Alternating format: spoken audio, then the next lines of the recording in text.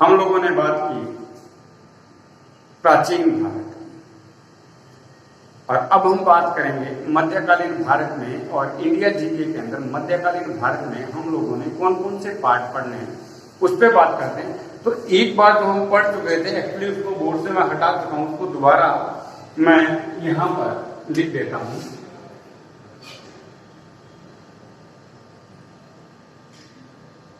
भारतीय इतिहास, और इस भारतीय इतिहास को हम लोगों ने इन पार्टों में डिवाइड किया था। एक था प्राचीन भारत, दूसरा है मध्यकालीन भारत, और तीसरा पार्ट है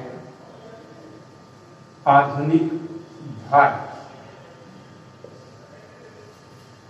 हमने एंशिएंट हिस्ट्री के अंदर देखा, प्राचीन भारत की जो एंशिएंट हिस्ट्री है इसके अंदर हमने देखा कि सबसे पहले शुरुआत होती है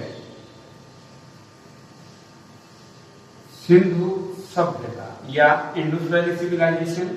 उसके बाद हम लोग पढ़ेंगे वैदिक एज या वैदिक सभ्यता।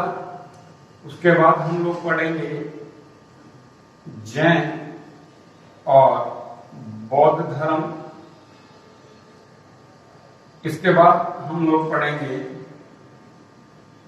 मौर्य राजवंश या मौर्य वंश। इसके बाद हम लोग पढ़ेंगे गुप्त वंश, और गुप्त वंश के बाद हम लोग पढ़ेंगे उत्तर गुप्त वंश। ये इंडिया जीके का वो मेन पार्ट है जिसके अंदर हम लोग देखेंगे कि यहाँ से क्वेश्चंस बनते हैं, कैसे क्वेश्चंस बनते हैं, किस ढंग से क्वेश्चंस आते हैं। आप अगर यूपीएससी लेवल की भी तैयारी कर रहे हैं, आईएएस की भी तैयारी कर रहे हैं, हम बिल्कुल उसी पैटर्न पे चलेंगे, क्योंकि सिलेबस सबका सेम है। आप एसएससी की भी तैयारी करेंगे तो एसएससी के अंदर भी सिलेबस रहने वाला है।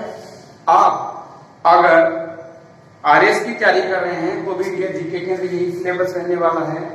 और इसके अलावा अगर आप एजुकेशन लाइन के अंदर जाना चाहते हैं या किसी और फील्ड को अगर आपने अपना टारगेट बना रखा है तो उन सब के अंदर यही पार्ट आने वाला है। ये था प्राचीन भारत। हमने बात की कि हर्षवर्धन की मृत्यु के बाद भारत में एक बार त्रिपक्षीय संघर्ष शुरू हो गया, और उस त्रिपक्षीय संघर्ष के अंदर ये लगभग 100 साल तक चलता रहा, और आपस में ही जो शासक थे वो लड़ते रहे। इसी बीच भारत के अंदर 712 ईस्वी में अरबों ने पहला अटैक किया।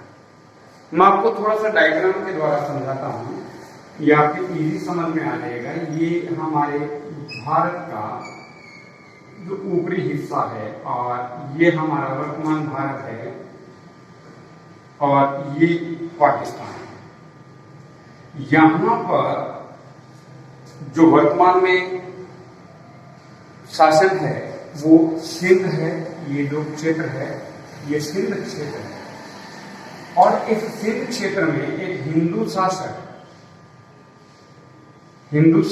जिसका नाम था दाहिर, वो शासन कर रहा था। अरबों के साथ हमारे बहुत अच्छे संबंध थे, ऐसी बात नहीं है। इसी संबंधों के चलते हमारे उनके साथ यहां पर व्यापार होता रहा। लेकिन एक बार दाहिर के सैनिकों ने इन अरबों को लूट लिया। किसी बात पे आपस में अनबन हो गई, उन्होंने उनको मारा, उनको लूट लिया, उनका सामान उनको भगा दिया। उन्होंने जाकर अरब कंट्री में अपने शासक से कहा, जो वहां का शासक था, अरब शासक था, जिसका नाम था अल हज्जाज,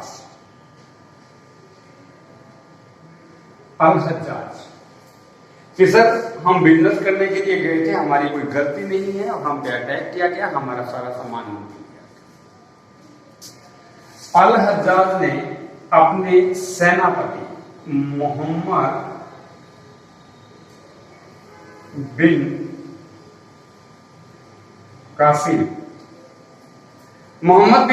को भेजा और कहा कि जाओ और जो हमारे सैनिकों के साथ बदतमीजी हुई है उसका बदला। 712 की ये घटना है 712 AD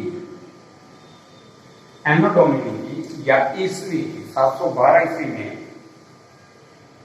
मोहम्मद बिन कासिम ने सिंध के शासक जो हिंदू शासक था दाहिर उस पर आक्रमण किया और उसको हरा दिया, और यहाँ पर पहली बार मुस्लिमों की सत्ता स्थापित हुई, इस्लाम धर्म को मानने वालों की सत्ता स्थापित। हालांकि ये 2 वर्ष ही रही, वापस चला गया, क्यों चला गया इस पे हम लोग आगे डिस्कस करेंगे। अभी हम केवल और केवल हमारे इंडिया जीके के अंदर एक ब्लूप्रिंट तैयार कर रहे हैं कि हमें क्या पढ़ना है। और भारत में मुस्लिम शासकों का शासन स्थापित हुआ था 712 ईस्वी में, और वहीं से भारत में मध्यकालीन भारत की शुरुआत, यहीं से भारत में मध्यकालीन भारत की शुरुआत हुई। और हम बात कर रहे थे कि मुस्लिमों के, मुस्लिम जो कि एक जहां रहते थे वो कंट्री इस्लामिक कंट्री थी, इस्लाम धर्म को मानने वाले थे। तो सबसे पहले हम जानेंगे कि व्हाट इज इस्लाम। इस्लाम क्या है, हमें इस्लाम के बारे में पता चलना चाहिए, क्या विशेषताएं हैं, ये धर्म आया कहां से, हमारे सामने तो पहली बार है। इस्लाम के साथ साथ भारत में इसका जो समय है वो 712 AD या ईस्वी से 1707 AD या ईस्वी तक का जो समय है वो मध्यकालीन भारत का समय है।